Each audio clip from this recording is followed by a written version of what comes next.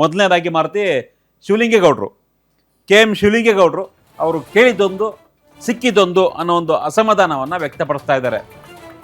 ಅವ್ರು ಕೇಳಿದ್ದು ಕೃಷಿ ಅಥವಾ ನೀರಾವರಿ ಕೊಡಿ ಅಂತ ಕೇಳಿದ್ರಂತೆ. ಯಾಕೆಂದರೆ ನಾನು ರೈತರ ಮಗ, ರೈತ ಕುಟುಂಬದಲ್ಲಿ ಹುಟ್ಟಿದ್ದೀನಿ, ಹಾಗಾಗಿ ನನಗೆ ಕೃಷಿ ಕೊಟ್ಟರೆ ನಿಭಾಯಿಸ್ತೀನಿ ಸಮರ್ಥವಾಗಿ ಅನ್ನೋ ಒಂದು ಆಕಾಂಕ್ಷೆ ಇತ್ತು. ಬಟ್ ಅವ್ರಿಗೆ ಸಿಕ್ಕಿದ್ದು ಅಬಕಾರಿ ಇಲಾಖೆ ಅನ್ನೋ ಒಂದು ಬೇಸರ ಅವ್ರಿಗೆ ಇದೆ.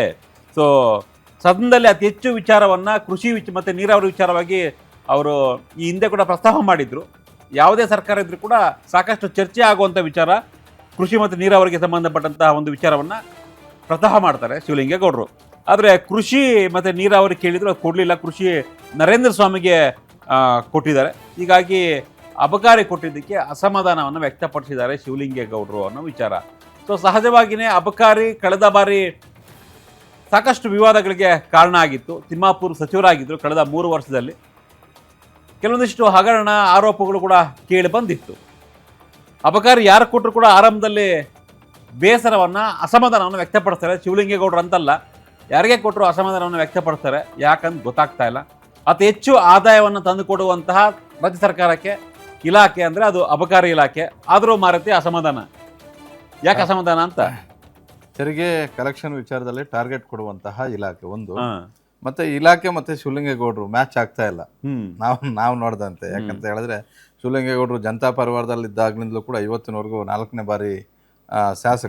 ಪ್ರತಿ ಬಾರಿನೂ ಕೂಡ ಅವರು ಹೆಚ್ಚು ಚರ್ಚೆಯಲ್ಲಿ ಭಾಗವಹಿಸ್ತಾ ಇದ್ದು ಕೃಷಿ ಮತ್ತೆ ಆರ್ಥಿಕ ವಿಚಾರಗಳು ಬಂದಾಗ, ರೈತರ ವಿಚಾರಗಳು ಬಂದಾಗ ಸಹಜವಾಗಿ ಅವ್ರು ಕೇಳಿದ್ದು ಕೃಷಿ ಕೊಡಿ, ಇಲ್ಲಾಂದ್ರೆ ಸಣ್ಣ ನೀರಾವರಿ ಕೊಡಿ, ಇಲ್ಲ ಅಂತ ಹೇಳಿದ್ರೆ ವಸತಿ ಕೊಡಿ ಅಂತ. ವಸತಿ ಅಭಿವೃದ್ಧಿ ನಿಗಮದ ಅಧ್ಯಕ್ಷರು ಕೂಡ ಆಗಿದ್ರು ಸಿದ್ದರಾಮಯ್ಯ ಅವರು ಮುಖ್ಯಮಂತ್ರಿ ಆಗಿದ್ದಾಗ. ಅದಕ್ಕೆ ವಸತಿ ಕೊಡಿ ಅಂತಾನು ಕೇಳಿದ್ರು. ಆ 3 ಇಲಾಖೆಯಲ್ಲಿ ಯಾವ್ದು ಕೊಟ್ಟರು ಕೂಡ ನಾನು ನಿಭಾಯಿಸ್ತೀನಿ ಅಂತ ಹೇಳ್ಬಿಟ್ಟು.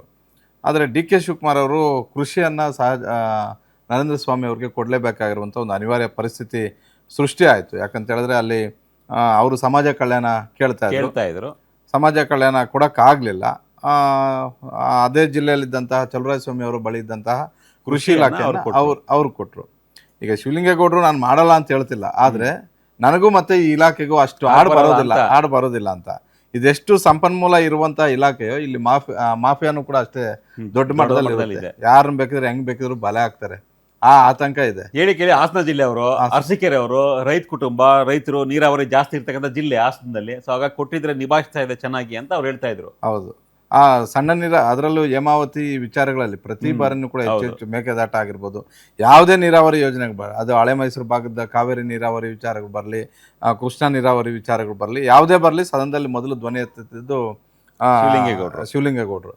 ಹೀಗಾಗಿ ನನಗೆ ಆ ಥರದ್ದು ಯಾವ್ದಾದ್ರು ಜನರ ಸಂಪರ್ಕ ಇರುವಂತಹ, ರೈತರಿಗೆ ಸಂಪರ್ಕ ಇರುವಂತಹ ಇಲಾಖೆನ ಕೊಡಿ ಅಂತ ಕೇಳಿದ್ದು ನಿಜ. ಆದ್ರೆ ಮುಖ್ಯಮಂತ್ರಿಗಳಿಗೂ ಬಹಳಷ್ಟು ಸಮಸ್ಯೆಗಳಿದ್ವು ಈ ಬಾರಿ.